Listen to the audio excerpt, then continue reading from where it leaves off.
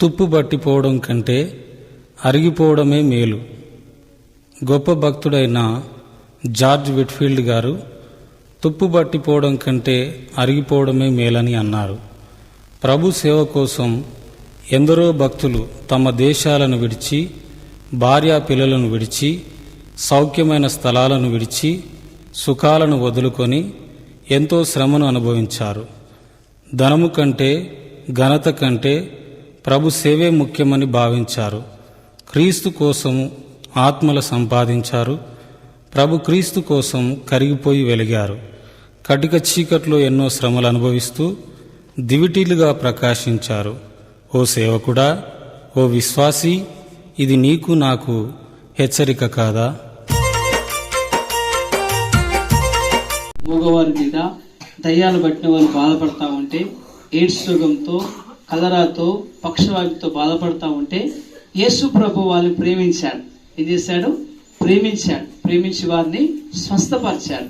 అయితే ఎవరైతే బీదలు ఉంటారో వాళ్ళందరికీ సహాయం చేయమని యేసు ప్రభు చెప్పాడు. మేము కూడా ఏంటంటే యేసు ప్రభు నమ్ముకున్నాం అంటే ఈ భూమి మీద కులము, మతము, జాతి, భేదము, వర్ణము ఏమీ లేకుండా యేసయ్య అందరిని ప్రేమిస్తున్నాడు. కాబట్టి ఒక వాక్యము నన్ను బలపరిచింది, నిన్ను వలె నీ పొరుగు వారిని ప్రేమించాలి. కాబట్టి ఈ ప్రపంచంలో ఎవరినైనా మనం ఏం చేయాలి? మనిషి అనే పుట్టిన ప్రతి ఒక్కరికి ఏం చేయాలంటే ప్రేమించాలి. కాబట్టి ఆ ప్రేమతో ఇక్కడికి వచ్చాం. అయితే హైదరాబాద్లో మాకు తెలిసిన వారు ఏవో అక్కడ పట్టాలు అవసరం ఉన్నాయి, తర్వాత వారికి మెడిసిన్స్ అవసరం ఉన్నాయి, వాళ్ళకు బట్టలు అవసరం ఉన్నాయి, వారికి ఆహారం అవసరం ఉన్నాయి, కాబట్టి ఇంకా టార్చ్ లైట్స్ అవసరం ఉన్నాయి. కాబట్టి వారికి సహాయం చేస్తే బాగుంటది అని ఒక మాట చెప్పినప్పుడు ఆ హైదరాబాద్లో ఉన్న అందరు అన్నలు, అక్కలు, చెల్లెలందరూ మిమ్మల్ని ప్రేమించి ఇవి ఇచ్చారు. కాబట్టి ఆ హైదరాబాద్లో ఉన్న మా సోదరులందరూ కూడా మీకు హృదయపూర్వక వందనాలు.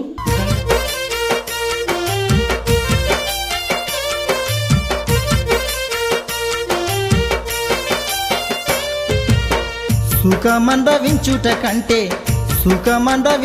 కంటే శ్రమలనుభవిస్తాను నీ సేవలో. నిన్ను సంతోష పెడతా యేసయ్యా, శ్రమలనుభవిస్తాను నీ సేవలో. నిన్ను సంతోష పెడతా యేసయ్యా. తుప్పు బట్టి పోవుట కంటే కరిగిపోతా యేసయ్య నీ చేతిలో. అరిగిపోతా యేసయ్య నీ సేవలో. కరిగిపోతా యేసయ్య నీ చేతిలో. అరిగిపోతా యేసయ్య నీ సేవలో.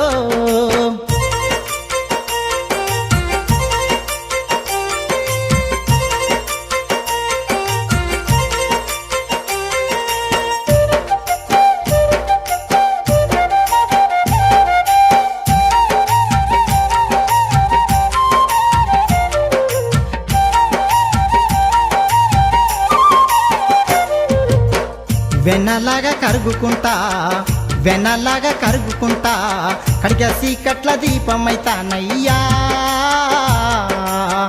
నీ చిత్తము జరిగిస్తా యేసయ్యా.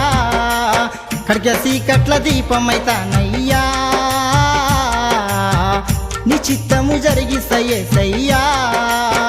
తుప్పు బట్టి పోవుట కంటే కరిగిపోతా యేసయ్య నీ చేతిలో. అరిగిపోతా యేసయ్య నీ సేవలో. కరిగిపోతా యేసయ్య నీ చేతిలో. అరిగిపోతా యేసయ్య నీ సేవలో.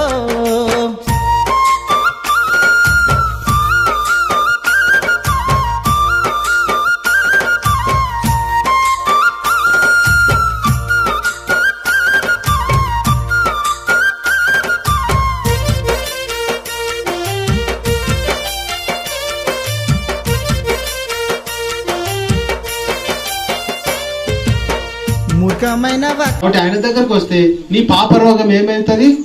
తీసివేస్తాడు. సంపూర్ణ స్వస్థత దిగ్దర్శి. అనగా పాప రోగం ఎక్కడుంది? మన హృదయంలో ఉంది. ఎన్ని రోగాలు ఉన్నాయి మన హృదయంలో తెలుసా? 13 రకాల రోగాలు ఉన్నాయి. అవన్నీ బైబిల్ ఉన్నాయి. కాబట్టి అన్ని రోగాలు పోవాలంటే ఎక్స్రే తీయాలి.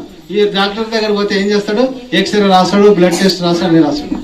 కానీ నీ హృదయాన్ని ఎక్స్రే తీస్తాడా?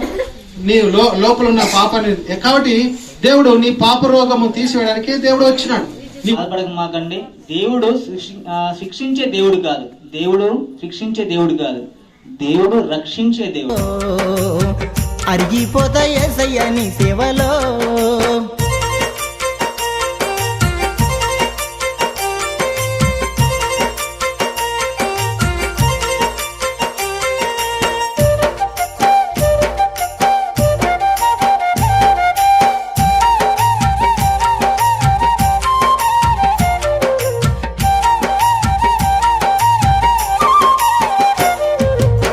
వెండి బంగారాల కన్నా ధన ధాన్యముల కన్నా నీ పొందు నాకు ధన్యకరం యేసయ్యా.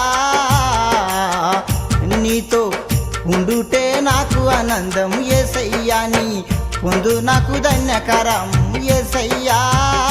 నీతో ఉండుటే నాకు ఆనందం యేసయ్యా. తుప్పు బట్టి పోవుట కంటే కరిగిపోతా యేసయ్య నీ చేతిలో. అరిగిపోతా యేసయ్య నీ సేవలో. కరిగిపోతా యేసయ్య నీ చేతిలో. అరిగిపోతా యేసయ్య నీ సేవలో.